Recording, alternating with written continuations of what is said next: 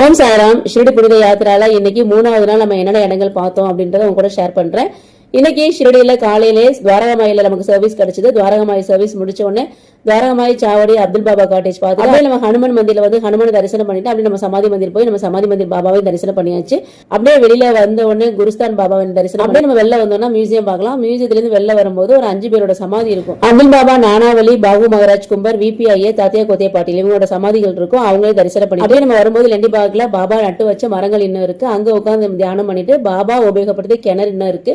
அந்த கிணறை நம்ம பார்த்து தரிசனம் பண்ணிட்டு பாபா விளக்கேத்தி வச்ச நந்தா தீபத்துல உட்காந்து நம்ம அமைதியா தியானம் பண்ணிட்டு அப்படியே நம்ம வந்தோம்னா தத்த மந்திர் இருக்கும். அப்படியே நம்ம பாராயண ஹாலில் போய் நம்ம பாராயணம் பண்ணிட்டு அப்படியே நம்ம வெளியில வரும்போது மெடிடேஷன் ஹால் இருக்கும். மெடிடேஷன் ஹாலில் பாபா வேக்ஸ் பாபா ரொம்ப அழகா இருப்பாங்க. அந்த பாபா கிட்ட போய் நம்ம மெடிடேட் பண்ணிட்டு அப்படியே நம்ம கீழே வரும்போது பாபா புனரமைச்ச 3 கோயில்கள் இருக்கு. சனி, கணபதி, மகாதேவ் கோயில் இருக்கு. இந்த கோயிலையும் போய் நம்ம தரிசனம் பண்ணிட்டு அங்க இருக்க புலியோட சமாதியை நம்ம பார்த்துட்டு அப்படியே அங்க பாத்தீங்கன்னா அமிதாஸ் பவானி மேந்தார், ஷாம் சுந்தர், முக்தாரம் இவங்களோட சமாதிகள் அங்க இருக்கு. அவங்களும் தரிசனம் பண்ணிட்டு அப்படியே நம்ம வெளியில வரும்போது பாபாவோட முக்தர்ஷன்ல பாபா பார்த்து தரிசனம் பண்ணிட்டு சமாதி மந்திரில இருந்து வெளில வந்தோடனே நம்ம ஷிரடி சுற்றி உள்ள அத்தனை இடங்களும் தரிசனம் பண்ணோம். அது என்னென்ன அப்படின்றத நான் கூட ஷேர் பண்றேன் சார்.